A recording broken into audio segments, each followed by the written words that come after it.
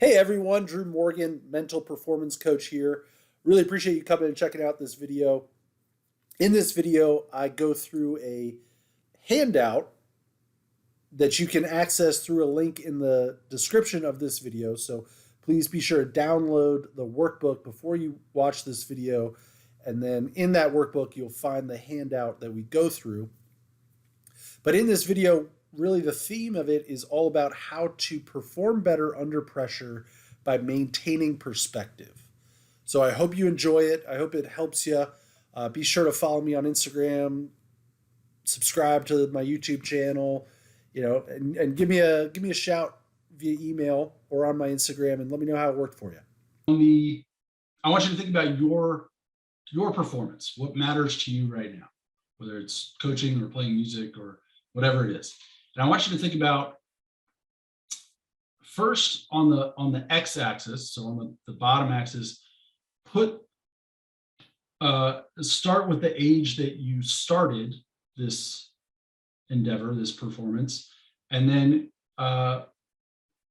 leave a little bit of room towards the end, but about 3/4 of the way, put where your current age. So your age that you started would be right about here. Let me see. So age you started like right here, and then like your current age right there. And then, all the ages in between, or a range.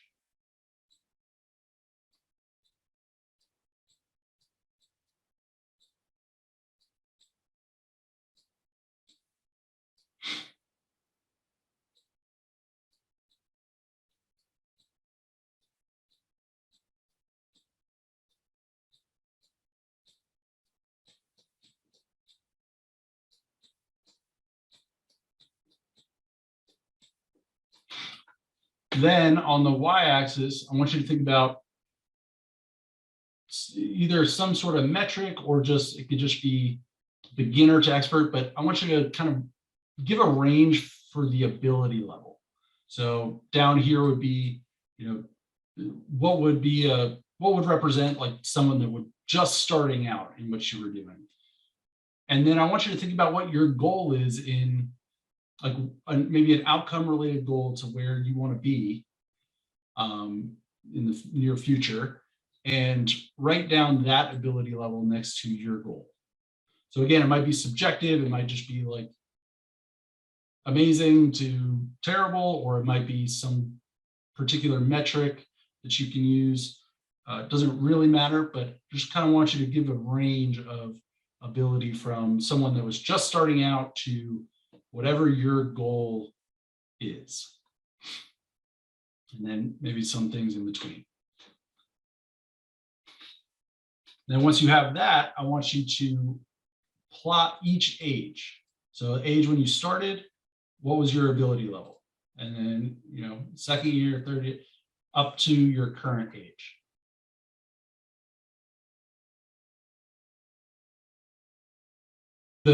When I do this exercise, what's powerful for me is realizing that each dot that you have on there, there's probably, if you think about all the competitions or performances that, is averaged out with that dot, there's tons of them, right? So, and there's tons that fall that you crushed it, and you did way above your normal abilities, and a lot that you bombed and did terrible, and they were like way below.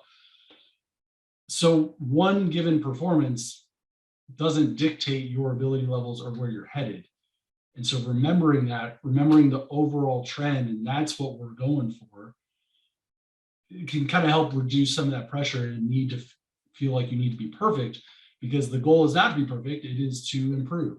So it's going back to that growth mindset idea of you don't need to prove anything, you just need to improve in your abilities. And that's a big mindset shift, and it kind of gives you permission to fail. And that's kind of what we want to do. Make sense? So permission granted to fail.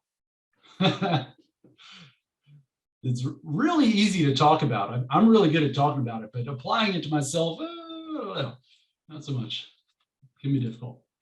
I think this is so if any of you watch golf, Scotty Scheffler won the Masters recently, and I think this is such a beautiful way of keeping things into perspective. So the night before, he told everyone that he was, or the day before, night before his last round, where he was leading by quite a bit, he was crying, and he was telling his wife that he didn't think he could do it. He wasn't up to it. Like, he didn't think he could handle the pressure. And this is a guy, if you watch him on camera, he's like super calm, level-headed. He looks like he's got it all together, but he was in shambles the night before. And so he wrote him this note. He wrote himself this note, and it says, "If I win this golf tournament, it will change my life on the golf course, but it won't change my personal life at home. Winning the golf tournament isn't going to satisfy my soul or my heart. I know that going in, so I'm able to play freely, knowing that the rest isn't really up to me. I'm just going to do my best." And so it's such a beautiful perspective of recognizing, like, this isn't going to make or break me. Like, yeah, it's going to be really nice to win. But if I don't, it's not a reflection on who I am.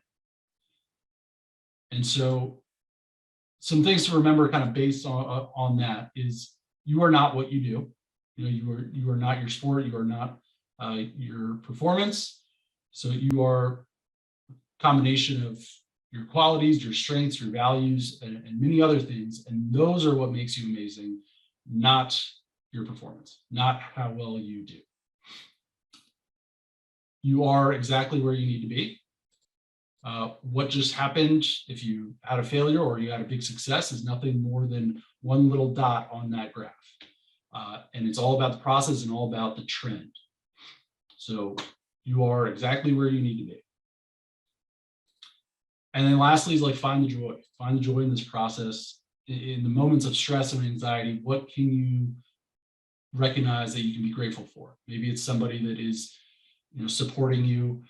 Maybe you can be grateful for your own hard work, your own ability to face challenges. So I think 3 key things to keep in mind to keep all of this into perspective: that, yeah, we want to do well, like, we want to be the best, we want to win, we want to have this, people on their feet dancing while we're playing music, like, whatever it is, but that's not the end all be all. You have a lot more to provide. And so just, I think, good things to keep in mind, to remember.